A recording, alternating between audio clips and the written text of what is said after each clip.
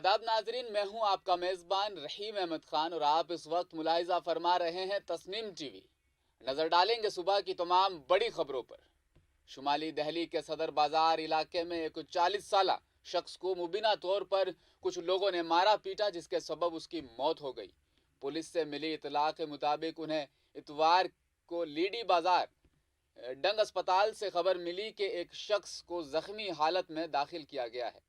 Police ने बताया कि मंगल नामी शख्स को उसके रिश्तेदार अस्पताल में दाखिल कराने लाए थे।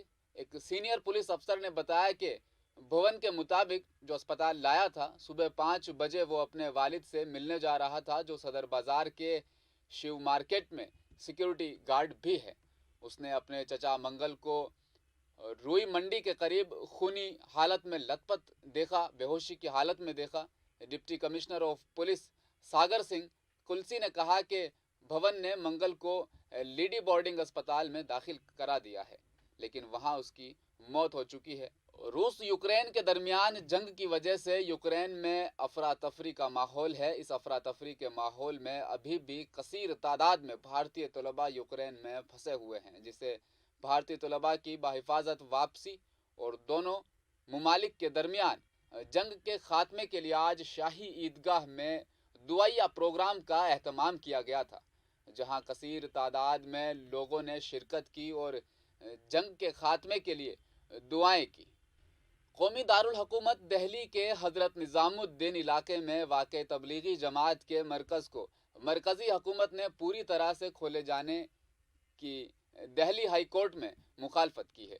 जुमे के रोज़ दिल्ली वक्फ बोर्ड ने हाई कोर्ट से कहा कि मार्च में शब बरात और अप्रैल में रमज़ान का मुक़द्दस महीना शुरू होने वाला है, इसलिए तबलीगी जमात की मरकज़ को खोला जाने की तनकीद की ताकि लोग इबादत कर सकें। जस्टिस मनोज कुमार की बेंच के सामने सरकारी वकील रजत नाइज ने बोर्ड की अर्जी की मुखालफत करते हुए कहा कि मस्जिद केस प्रॉपर्टी है और अर्जी गुजार बोर्ड के पास इसे फिर से खोलने की मांग करने का कोई हक नहीं है। नायर ने कहा कि पहले भी मस्जिद में कुछ लोगों को इबादत करने की मशरूत इजाज़त दी गई है और इस बार भी ऐसा इंतज़ाम करने में कोई एतराज़ नहीं है। एडवोकेट वाहिद शरीफ के ज़रिए दायर दरख्वास्त में अर्जी गुजार ने कहा कि गुज़श्ता साल शब बरात और रमज़ानुल मुबारक के मौका पर हाई कोर्ट ने मस्जिद में नमाज अदा करने की इजाज़त दी थी। उन्होंने कहा कि कोविड-19 की मौजूदा शक्ल और अमेरिकन इसकी डेल्टा शक्ल जैसी संगीन और महलक मर्ज है और हालात बेहतर हुए हैं। दारुल हुकूमत दिल्ली के इंडिया इस्लामिक कल्चर सेंटर में 30 मार्च को उर्दू सहाफ़त के 200 बरस मुकम्मल हो जाने पर एक तकरीब का इनेकाद किया जा रहा है। इस तकरीब का इफ्तिताह साबिक नायब सदर जमहूरिया हामिद अली अंसारी करेंगे। बताया जा रहा है कि उर्दू का पहला अखबार जाम जहानुमा 27 मार्च 1822 को कलकत्ता से पंडित हरिदत्त ने शाये किया था। इस एतबार से उर्दू सहाफ़त अपने क़याम के 200 साल मुकम्मल करने जा रही है। दिल्ली वक्फ बोर्ड के 4 मेंबरान ने लेफ्टिनेंट गवर्नर अनिल बेजल से मुलाकात करके इस बात पर जोर दिया कि वो 18 दिनों के अंदर बोर्ड की मीटिंग बुलाएं ताकि तहरीक अदम एतमाद पर जल्द फैसला लिया जा सके। नई दिल्ली वक्फ बोर्ड के चेयरमैन अमानतुल्लाह खान की मुश्किलात में इजाफा होने वाला है। दरहकीकत 7 में से 4 अरकान ने वक्फ बोर्ड के चेयरमैन के खिलाफ लेफ्टिनेंट गवर्नर अनिल बेजल को बदवानी समेत कई शिकायत पर तहरीक अदम एतमाद का नोटिस दिया है।